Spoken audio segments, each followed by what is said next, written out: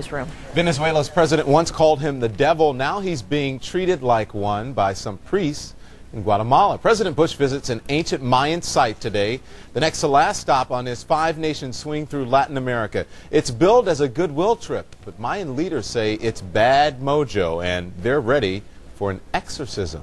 Our White House correspondent Ed Henry is traveling with the president in Guatemala City. What is going on, Ed? Well, that's right. Good afternoon, Don. You know, after President Bush visits these Mayan ruins this afternoon, some activists here locally in Guatemala are going to be what they call spiritually cleansing these ancient sites. It gives you an idea, really, the point being the disconnect on the ground in Latin America between what the U.S. president, the message he's trying to send, and the way it's being received on the ground here. As the clock winds down on his presidency, the president's really looking for some legacy items. He sees cutting global poverty as one of those items, but there's deep skepticism really here on the ground that when the U.S. president says, look, America cares, U.S. aid programs can help, free trade can also help, people here on the ground are not really feeling that. And there's also been some grumbling that it took the president a long time. It's year 7 of his presidency, basically, before he took this 7-day tour. He's been here previously, but not for such a long visit. And because of that skepticism, some of that anger, that's why you've seen Venezuelan President Hugo Chavez, as you mentioned, try to capitalize on that and beat up on the U.S. president,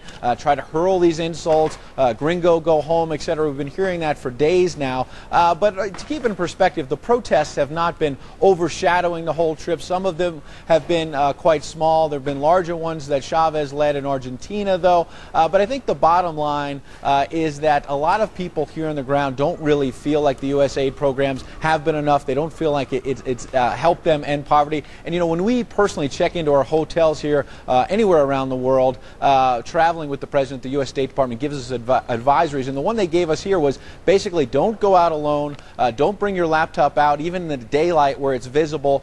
There's a lot of violent crime on the streets, and that obviously is a result of the poverty, and their advisory said, quote, if confronted, do not resist. Surrender your valuables. Your life is more important. I mean, those are sobering words, and it gives you an idea of here on the ground in Latin America, a lot of people are not really feeling that the U.S. has helped that much, and that's why you see this disconnect on.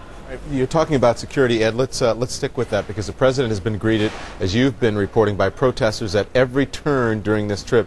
Now, understand some unusual security measures were taken at his last stop in Colombia. Tell us about that. That's right. Well, first of all, because of not just protests, but more because of narco-terrorists on the ground there in Bogota, the Secret Service would not let the U.S. president sleep overnight in Colombia. Instead, we spent only about 6 or 7 hours on the ground there. And when the president first arrived in Colombia, very interesting, there was a second motorcade. There was one motorcade with the president, obviously, but a second sort of motorcade that was a fake one to try to throw off potential terrorists trying to harm the U.S. president. It just is a glaring example of how, even though there were some 21,000 Colombian troops on the ground trying to protect the U.S. president, in addition to the Secret Service, there were some 7,000 Colombian police officers on the ground. They still had to take these very serious measures to keep him safe. It gives you an idea, really, of how difficult it is on the ground in Colombia, Don. All right, Ed Henry in Guatemala, thank you so much for that report. Thank you. And it was